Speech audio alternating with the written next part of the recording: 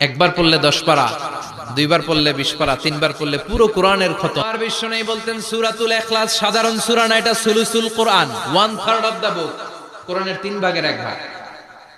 কোরআন 30 পারা, এই সূরা একবার তেলাওয়াত করলে 10 পারার সওয়াব হয়ে যায়, দুইবারে পড়লে 20 পারার সওয়াব হয়ে যায়, তিনবারে পড়লে 30 পারার সওয়াব হয়ে যায়। পড়েন সুবহানাল্লাহ।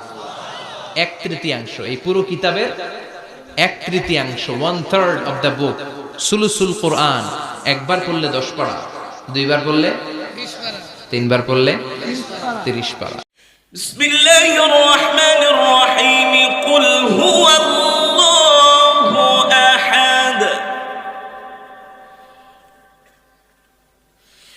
আল্লাহুস সামাদ, লাম ইয়ালিদ ওয়া লাম ইউলাদ,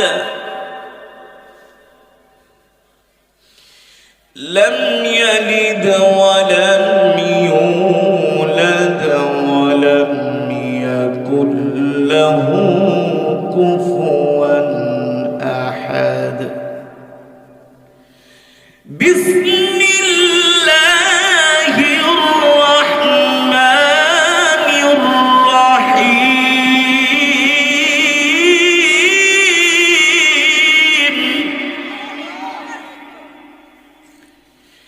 بسم الله الرحمن الرحيم.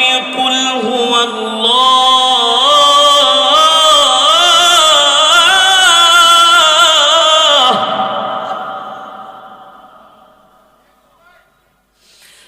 قل هو الله أحد.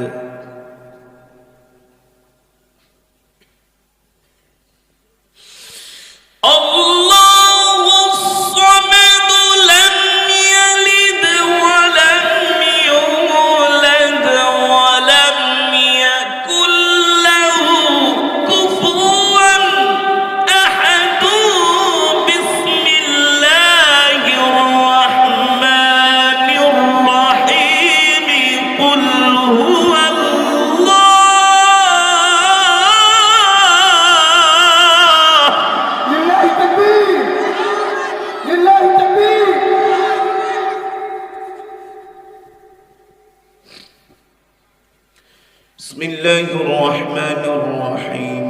قل هو الله أحد،